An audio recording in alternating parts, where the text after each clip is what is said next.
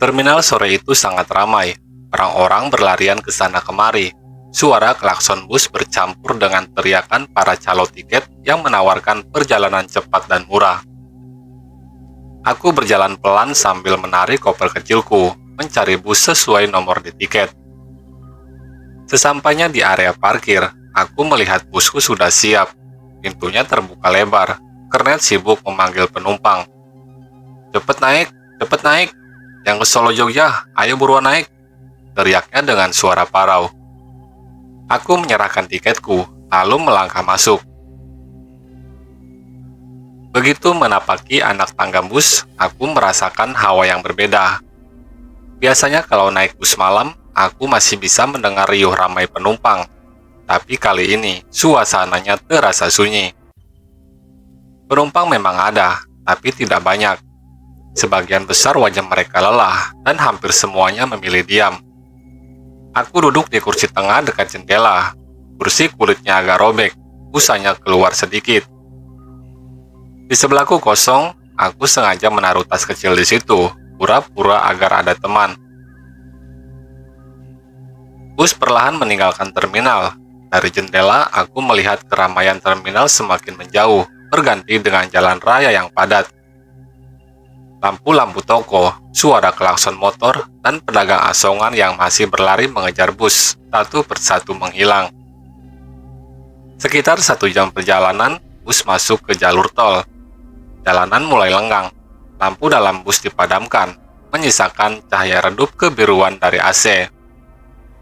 Banyak penumpang sudah terlelap, suara kipas AC mendengung pelan, bercampur dengan dengkuran halus dari kursi belakang. Aku mencoba ikut tidur, tapi mataku sulit terpejam.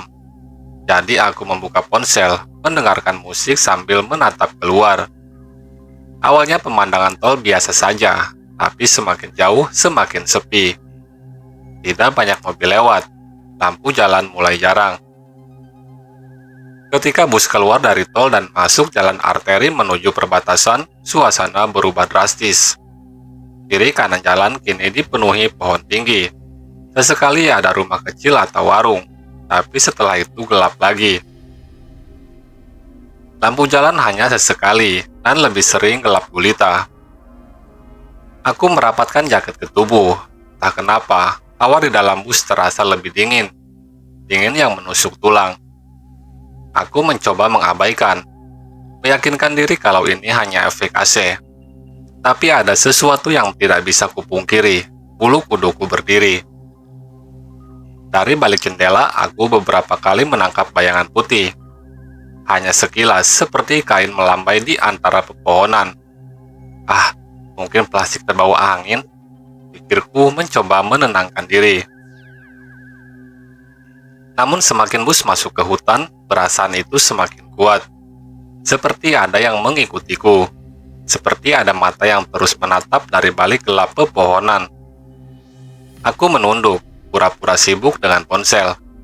Tapi layar ponsel tiba-tiba meredup, baterainya turun cepat. Padahal sebelum berangkat masih 70%, kini tinggal 25%. Aku mulai panik, karena ponsel satu-satunya hiburan dan pengalih rasa takutku. Aku coba menutup mata, mencoba tidur. Tapi setiap kali aku pejamkan, ada rasa tidak nyaman. Seolah-olah sesuatu menunggu di balik kelopak mataku. Aku menarik napas panjang, mencoba meyakinkan diri. "Tenang Rin, ini cuma perjalanan biasa. Kamu cuma kecapean." Tapi entah kenapa, suara hatiku menjawab lain. "Tidak, ada sesuatu di luar sana yang sedang menunggumu." Dan malam itu aku benar-benar tidak tahu bahwa perjalanan mudikku baru saja berubah menjadi pengalaman paling menyeramkan dalam hidupku. Bus terus melaju menembus kegelapan malam. Jalan semakin sepi, kiri kanan hanya pepohonan rapat. Kadang terdengar suara serangga, tapi lebih sering hanya kesunyian. Aku melirik jam di ponsel, sudah lewat tengah malam. Mataku berat, tapi tubuhku enggan tidur. Rasa gelisah yang sejak tadi mengikutiku semakin menjadi-jadi. Tiba-tiba bus mengurangi kecepatan. Mesin terdengar kasar, seperti tersendat. Lalu sopir menepi ke bahu jalan. Lampu sorot depan menembus rimbunan pohon, tapi hanya menampakkan kabut tipis yang menggantung rendah. Mesinnya agak rewel, Mbak. Bentar aja ya, dicek dulu. Suara kernet terdengar dari depan. Ia turun bersama sopir, meninggalkan pintu bus terbuka. Kini suasana di dalam bus semakin sunyi. Beberapa penumpang masih tidur nyenyak. Ada yang dengan kepala miring menempel di kaca. Ada yang mulutnya sedikit terbuka. Tidak ada yang terbangun. Aku duduk di kursi, menatap jendela di sampingku. Dan saat itulah aku mendengarnya. Suara ketukan pelan, tepat dari arah jendela di sampingku. Aku tersentak, jantung langsung berdegup kencang. Awalnya aku berpikir, mungkin itu kernet yang memberi tanda. Dengan hati-hati aku menoleh. Namun pandanganku langsung membeku. Di balik jendela kaca, berdiri wanita berpakaian putih lusuh. Rambut panjang menutupi wajahnya. Tangannya menempel di kaca, kukunya panjang dan hitam. Dari sela rambut yang kusut, aku bisa melihat kulit wajahnya yang pucat, hampir seperti mayat. Aku tercekat, nafasku berhenti sejenak. Wanita itu tidak bergerak, hanya menatap ke dalam, menatap langsung ke arahku. Aku menjerit pelan, buru-buru menutup mulut dengan tangan agar tidak mengganggu penumpang lain. Aku menoleh ke sekitar, berharap ada orang lain yang juga melihat. Tapi tidak ada seorang pun yang bereaksi, semua masih tidur dengan tenang. Dengan tubuh gemetar, aku kembali menoleh ke jendela. Sosok itu masih ada. Kali ini ia perlahan menggeser wajahnya. Rambut panjangnya tersibak sedikit, memperlihatkan bibir hitam membiru. Bibir itu sobek hingga ke pipi, dan saat ia tersenyum, aku bisa melihat giginya yang tajam, berlumuran darah. Aku langsung mundur menempel ke kursi, tubuhku gemetar hebat. Suara doa lirih keluar dari bibirku tanpa kusadari. Tiba-tiba, sosok itu menghilang. Begitu cepat, seolah ditelan kegelapan. Yang tersisa hanyalah pantulan samar wajahku sendiri di kaca. Aku menutup mata rapat-rapat, mencoba meyakinkan diri kalau itu hanyalah halusinasi. Tapi bulu kuduku tidak berbohong. Ada sesuatu yang nyata di sana, sesuatu yang mengintai. Beberapa menit kemudian, sopir dan kernet naik kembali. Bus kembali melaju. Suara mesin menderu, menelan kembali kesunyian hutan. Tapi hatiku tahu, kejadian ini baru permulaan. Bus kembali melaju menembus hutan. Dari luar hanya ada kegelapan. Pohon-pohon besar berdiri seperti dinding hitam yang seakan menutupi jalan.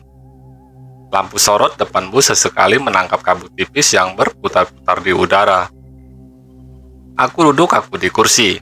Jantungku masih berdegup kencang setelah kejadian di jendela tadi. Keringat dingin membasahi telapak tanganku meski udara bus terasa membeku. Aku berusaha menenangkan diri, menarik napas panjang, tapi rasa takut itu tidak juga hilang. Tenang, Rin, itu cuma halusinasi. Aku mencoba meyakinkan diri, tapi kalimat itu justru terdengar hampa. Karena hatiku tahu, apa yang kulihat tadi terlalu nyata untuk disebut halusinasi. Aku mencoba memejamkan mata. Baru sebentar aku terlelap, tiba-tiba terdengar suara samar di telinga kiriku.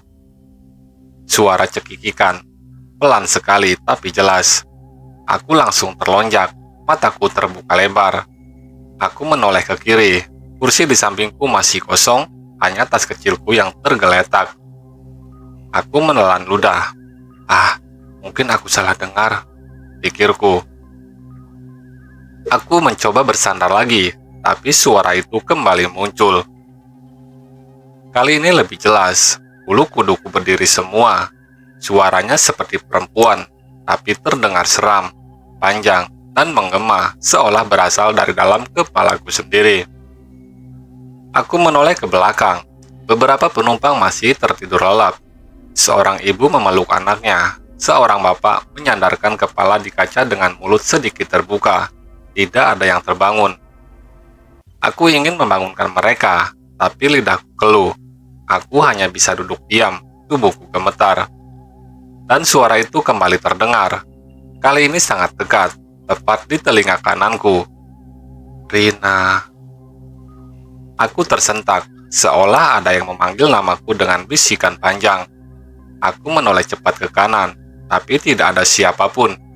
Hanya tirai jendela yang bergoyang pelan tertiup AC.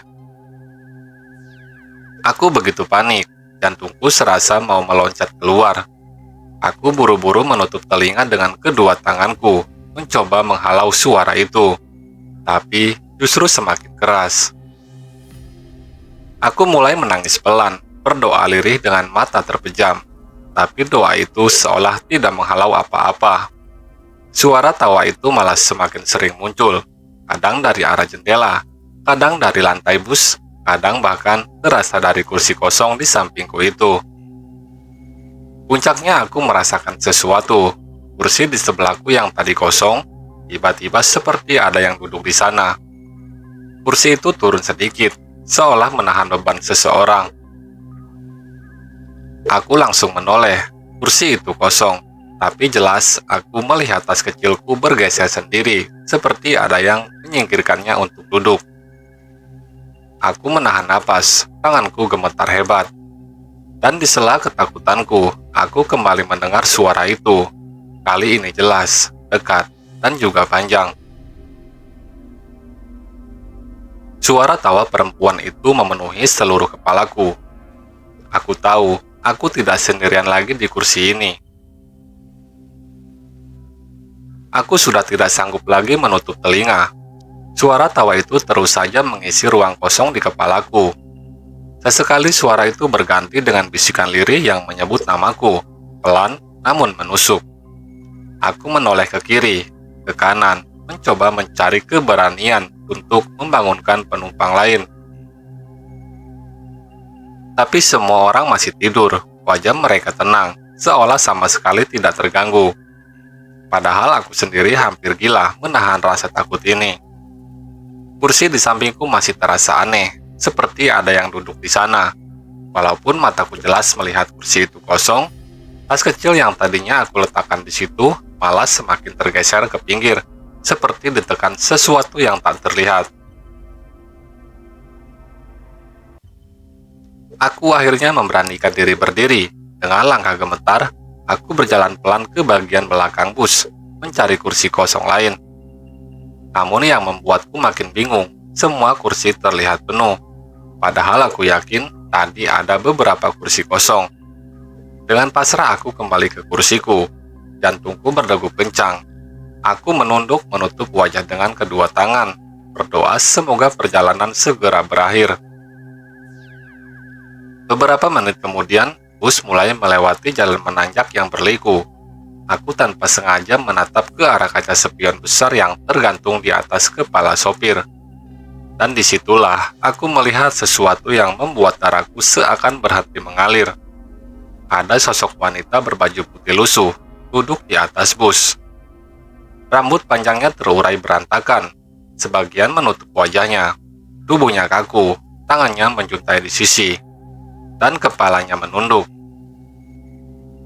Ia tidak bergoyang sedikit pun, padahal bus sedang melaju di jalan menanjak yang berliku. Tubuhnya seperti menempel, tak terpengaruh guncangan. Aku menahan napas, tubuhku membeku.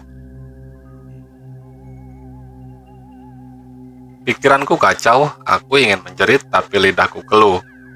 Sopir yang sedang fokus menyetir tidak menunjukkan reaksi apapun. Matanya lurus ke depan, tangannya menatap memegang kemudi, seolah ia tidak melihat apa yang kulihat. Aku kembali menatap ke spion. Sosok itu kini perlahan menengadahkan wajahnya. Rambut yang menutupi wajah tersibak, memperlihatkan matanya yang merah menyala. Dan di spion itu, ia menatap langsung ke arahku. Aku tersentak, buru-buru menunduk, memalingkan wajah dari spion. Napasku memburu, tubuhku semakin gemetar. Aku memeluk tas erat-erat, seakan benda itu bisa melindungiku. Namun gangguan tidak berhenti di situ. Dari kaca samping, aku sempat melihat bayangan putih melayang di sisi bus. Bayangan itu bergerak sejajar, mengikuti laju bus tanpa suara. Di tikungan berikutnya, aku melihat jelas sosok wanita itu melayang di udara. Rambutnya berkibar liar, gaun putihnya tergerai panjang. Ia melayang tepat di samping bus, sejajar dengan tempat dudukku. Aku menutup mata rapat-rapat, berdoa sambil bergetar ketakutan. Tapi semakin aku berdoa, semakin jelas suara itu muncul lagi. Tawa panjang terdengar di telinga, bercampur dengan suara deru mesin bus. Malam itu aku benar-benar merasa maut bisa menjemput kapan saja. Aku tidak berani membuka mata terlalu lama. Setiap kali menatap keluar, sosok itu selalu ada, kadang di jendela, kadang di spion, kadang terasa duduk di kursi sebelahku. Aku menggigil, doa tidak berhenti dari bibirku, tapi gangguan itu tidak kunjung hilang. Beberapa kali aku memberanikan diri menoleh ke arah sopir, berharap bisa berkata sesuatu. Namun tatapan sopir tetap lurus ke depan, wajahnya serius, seperti sedang menahan sesuatu. Kernet yang duduk di kursi kecil di sampingnya sesekali melirik spion, lalu menghela napas berat. Aku sempat berpikir, apakah sebenarnya mereka juga melihatnya? Waktu terasa berjalan sangat lambat. Setiap menit di dalam bus seperti 1 jam penuh ketegangan. Tawa cekikikan itu masih terdengar. Kadang sangat dekat hingga membuat bulu kuduku menegang. Bahkan beberapa kali, aku jelas mendengar suara napas berat di belakang kursiku. Padahal kalau kutoleh, penumpang di belakang masih tidur nyenyak. Bus akhirnya keluar dari hutan menjelang subuh.